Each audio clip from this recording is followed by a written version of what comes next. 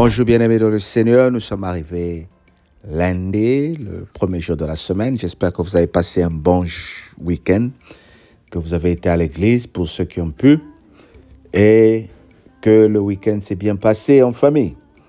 Entre-temps, nous sommes en train de continuer nos enseignements sur le livre d'Ésaïe. Nous te saluons, toi qui es abonné à ce message, toi qui le suis tous les jours, que le Seigneur t'accorde la grâce de comprendre sa parole jour et nuit. Ésaïe chapitre 18.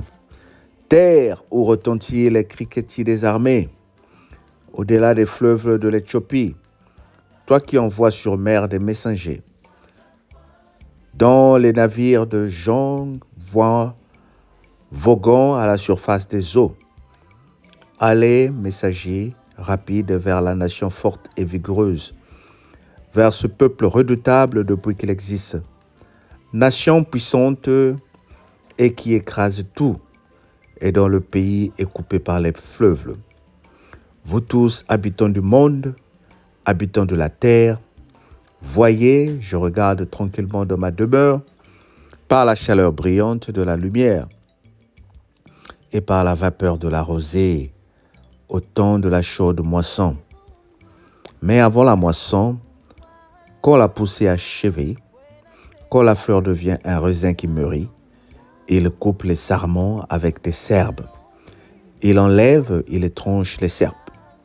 Ils seront tous abandonnés aux oiseaux de proie des montagnes et aux bêtes de la terre.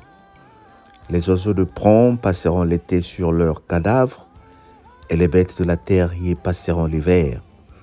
En ce temps-là, les offrandes seront apportées à l'Éternel des armées par le peuple vigoureux, le peuple fort et vigoureux, par le peuple redoutable qu'il existe, nation puissante et qui frappe tout, et dont le pays est coupé par des fleuves. Elles seront apportées là où réside le nom de l'Éternel des armées, sur la montagne de Sion. Amen. Amen. Un message qui nous est donné encore de la part de l'Éternel. Mais avant la moisson, quand la pousse est achevée, quand la fleur devient un raisin qui mûrit. Cette année, c'est l'année de la gloire de Dieu. Avant la moisson, avant que tu vives la gloire, quand la pousse est achevée, quand la fleur devient un raisin qui mûrit, il coupe les serments avec les serpes. Avant chaque récolte, avant chaque moisson, il y a le travail qui se fait par les jardiniers, il y a le travail qui se fait par les cultivateurs qui doivent couper les herbes, qui doivent couper les plantes pour préparer le terrain. Avant la gloire de Dieu, il y a un travail que chacun de nous est appelé à faire. La préparation, bien-aimés. D'abord, la préparation spirituelle. Nous allons partir à Londres pour ceux qui le peuvent et nous allons continuer à vivre Londres dans nos cœurs pour ceux qui ne peuvent pas être là physiquement. Mais c'est une année de gloire où nous allons préparer la moisson de l'Éternel. On moissonne lorsqu'on a semé. On vit la gloire, on vit la bonté lorsqu'on a préparé les choses.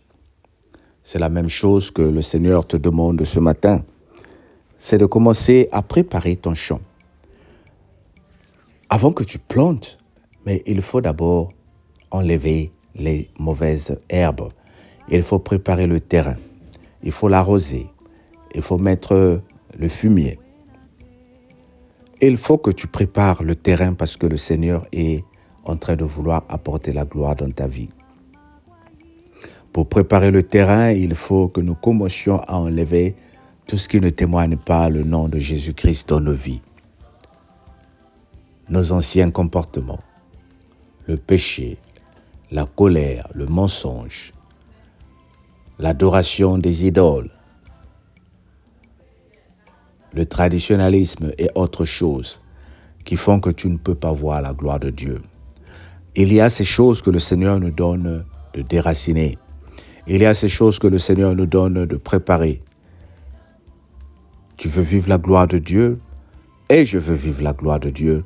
Mais alors préparons-nous, bien-aimés. Nous sommes comme ces jardiniers-là, nous sommes comme ces cultivateurs. Nous allons au champ, c'est très pénible. Il faut d'abord commencer à couper l'herbe. Il faut commencer à mettre le fumier. Et l'herbe que nous allons couper, c'est cette herbe, la mauvaise herbe qui est poussée sur nos jardins. Les jardins de nos cœurs. Il y a certaines pratiques que nous avons adoptées qui peuvent nous empêcher de voir la gloire de Dieu. Et ces pratiques-là, ce sont nos habitudes où nous avons perdu la foi, où nous avons perdu le courage devant certaines choses. Le Seigneur nous interpelle, bien-aimés, pour commencer à s'éloigner de ces choses-là. Dis avec moi, Seigneur, déracine tout ce qui est ancien, tout ce qui est cultivé sur ce champ qui m'empêche de voir ta gloire. Nous devons prendre une décision pour pouvoir se séparer avec certaines pratiques qui ne sont pas en train de honorer le Seigneur de nos vies. Le péché mignon que tu caches, que je cache, que toi seul connais. Oui, c'est difficile. Tu as pris beaucoup de résolutions pour pouvoir t'éloigner de ces choses. Mais souvent, elles te rattrapent. Alors, continuons, commençons, bien-aimés, à déraciner ces choses-là pour voir la gloire de Dieu. Moi, j'ai la foi que le Seigneur t'aidera à le faire et il m'aidera à le faire. Père, je te prie pour cette personne qui m'écoute ce matin, pour que tu nous donnes le courage de déraciner les mauvaises pratiques qui sont en nous, afin de vivre ta gloire. Au nom de Jésus. Amen. Bon début de semaine. Partage la vidéo. Abonne-toi, toi qui m'écoutes pour la première fois, pour que tu sois notifié lorsque la prochaine vidéo sera disponible. On se dit à demain. Bye bye.